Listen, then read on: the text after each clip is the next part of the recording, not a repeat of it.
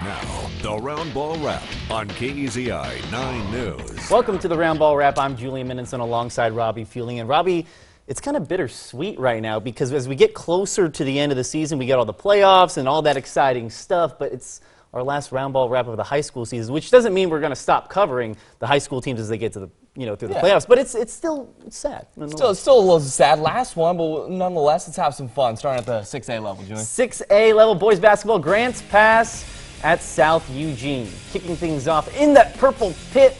Closing seconds of the first half, Aiden Clark is playing above the rim. Flex on him, young fella. Nice dunk right there. Move to the third quarter. Sam Harris over to Bryce Betcher. And he drains the three. Axe leading by 13. Later in the quarter, Axe out in transition. Jarrett Bryant showing off the Euro step. South Eugene wins big 65-45. Sheldon Fighting Irish taking on South Medford Panthers. There's Nick Yakovich coming out the tunnel to start the party for Sheldon. Sherman Hunter gets the Panthers on the board first. This three-pointer helped to count for the first 10 points for South Medford. Then later in the first half, Zach Carter drives down the baseline, cuts it back, past the defender, quick bank shot for two. Sheldon started off slow but got things rolling. Irish escaped with a double-digit dub. Roseburg loses the final game of the year at home on senior night. Indians fall to 3-20 on the season. To our game of the night, South Medford at Sheldon girls game. We open things up in the first half. Michaela Skurlock with the steal, the fast break, and that'll cut things to three after the lay-in. Now to the other side, Kylie Chamberlain, I should say, and South Medford held a long lead in this one. Inside, Kylie Chamberlain right there. Remember the face, remember the name. Harley Sowers cut into the lead a little bit with a three-pointer at the buzzer right here, but the Panthers were not fazed. It'll be another fast break for Emma Schmerbach, gets the bucket on this end right here. South Medford is the 6A 7 Southwest Conference champions, winning this one 70-60. North Medford girls playing host to Roseburg in the final regular season matchup. Jasmine Murphy powering down the offense on the floor, past the defenders, all the way to the rack for two. Count it. Inbound play on the other end, right to Abby Christensen. She got some time and some space. Killer combo drains the two-pointer. Black Tornado lead 19-18. Now closing seconds of the half. Jasmine Wells, quick pass underneath the Savannah Weaver. She finishes with the layup. Roseburg drops its last game. Only 2 wins on the year, Julia. Not a great season. Willamette Wolverines on the road against Ashland, looking for their 15th win of the season. Nate Whitlock, the senior, off the bat, turnaround jumper over Luke Smith. Whitlock finished with 13 on the night, but scratch the senior play. The juniors becoming seniors next year. Finn Hilden from way outside, cash money. But here's what Ashland doesn't have. Mr. Luke Smith. Luke Smith, not joking around tonight. Three-point bomb from the corner, had 11 in the first quarter, 28 for the game. Wolverines pull away convincingly, 70-49 here. Eagle Point taking on Springfield in Eagle Point tonight. Quentin Gilbrick drives towards the basket, makes one defender miss, and then time winding down the first quarter. Springfield ball pass to Joey Beck in the corner, and he hits the open three at the buzzer, and then acts like it's no big deal. Same scenario next quarter, pass up to Gilbrick, jumper at the buzzer, it's good. Fired up, let's go. Millers get it done on the road, 61-45. Senior night at Thurston, Colts playing host to the Crater Comets boys game. I like the dance, Mr. Grant Stark. First quarter, Colton Brannis gets it inside to Nate Biddle, and he lays it in for the first points of the game. But here come the Colts, Miguel Perez to Santino Straneri. He lets it fly from three, knocks it down. Colts leading by 1. Moments later, there's a reason why he's one of the top players in the country. Call him Sir Nate Biddle. Hits the mid-range J. Thurston falls on senior night 56-43. And Churchill, the boys, they get a victory over North Bend. That score is 65-47, the final there. Now, prior to the boys' game, the ladies took the floor for the Wolverines and the Grizzlies.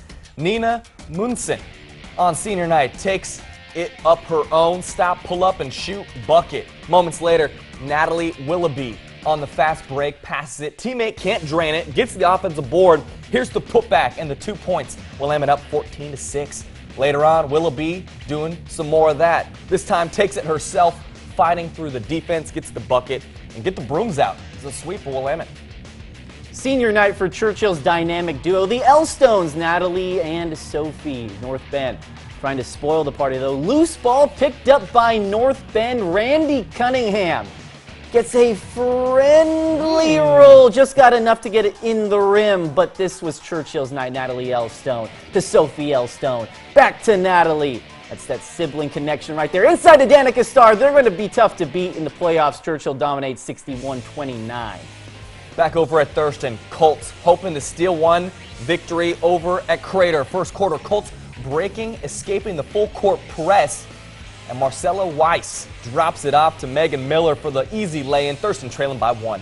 Second quarter now, Kiana Woodard slicing through the defense and kisses it off the glass for the bucket. Now staying in the quarter, Comets working in the inside, outside game, and Tia Amidi buries the corner 3. Thurston falls in a close one. Final score there, 31-29. And last but not least from 5A, Lebanon Warriors taking on Crescent Valley Raiders. Third quarter. Anna McClave, the talented junior, gets the rock on the outside. She hits the deep ball. The Warriors in transition. Holly Johnson says, "I'll one-up you, Anna." Here's the tray ball of her own for the Warriors. The Raiders, they still hold the lead, but it's close. McClave to Wa'a. Hopefully I got that right, but whoa! She gets the layup in transition right here. Raiders can't hold on to the lead. Warriors get the big road win. 49-42 is the final. And 5A girls hoops, Corvallis drops one against Central. Spartans lose it 44-41. South Albany comes out victorious against North Salem. Final there 40-29. More 5A boys scores. Corvallis wins 56-41 over Central, and then South Albany getting the dub against North Salem. And then finally there, Crescent Valley, the boys, they get the victory over Lebanon, convincingly I might add, 64-46. You know, we had those games in the beginning, last part of the regular season for Roundball Wrap, last show of the year, but now as we get into the 4A divisions, get into those playing games and the playoffs. Playing games and the playoffs. We got some scores for you here. Boys basketball, Woodburn takes care of Siuslaw 60-39 in that playing game. Phoenix takes care of Sweet Home, and Sweet Home falls 65-51. More 4A playing games for the girls. Marist Catholic drops one to Banks 52-41. 52-41. 3A first round playoff action at Pleasant Hill, though. Got the highlights here. Billy's taking on Rising Christian. First quarter off the inbound. Kaylee Martin. Wide open layup. Where's the defense? Pleasant Hill up 2 later in the quarter. Shane Fenley swings it to Martin. This time she drives baseline and gets the lay-in to go. Squirms her way in. Billy's still holding on to a single-digit lead. Second quarter now, Martin setting up Angini Yeo. And she gets a friendly roll for 3. Pleasant Hill takes it 46-27. They'll face Burns in the quarterfinals next week. And some more 3A girls playoff action. Sutherland gets the win over Portland Adventist Academy, and Burns, well, they take care of St. Anne Christian. St. Anne Christian falls in that one 55-44. And then for the girls basketball playoffs, first round, Harrisburg wins it 45-37. To the Cobra Dome, Lady Cobras taking on the Colton Vikings. Vikings off the mist. Riley Knopfziger gets the board and goes coast to coast. She finishes with the bucket on the other end and then gets right back on defense. Gotta love the hustle, textbook. Maddie Olson now with the rock, cuts it inside the paint, floats it up, and the bank is open tonight. That's in for 2. Lady Cobras on the possession. Riley again stepping up for the ladies. That floater had some arc to it. Sink. Cobras on top in the Cobra Dome. 33-29 is the final. Now what's more intimidating, a dragon or an outlaw? Gotta be a dragon. Gotta be a dragon, right? First quarter, the Outlaws find Rylan Kirkland in the corner, and she nails the tray ball with pressure in her face. A couple possessions later, it's the Dragons. Monroe with the shot off the mark, and here we go. Outlaws in transition. Jada Gray to Asia Asilam. 3-on-1 finishes the bucket. Enterprise led by double digits in the first half, but call them the comeback kids. Ashley Sutton pulls up from the top of the key, drains it. Monroe, the Dragons, they breathe fire. They have enough juice to stay alive. Final here, 40-37. And some more scores. Coquille girls they get the win 55-51 there in overtime. And we're still waiting on some scores there for the girls basketball between Mohawk and Elton, and North Douglas and Powder Valley.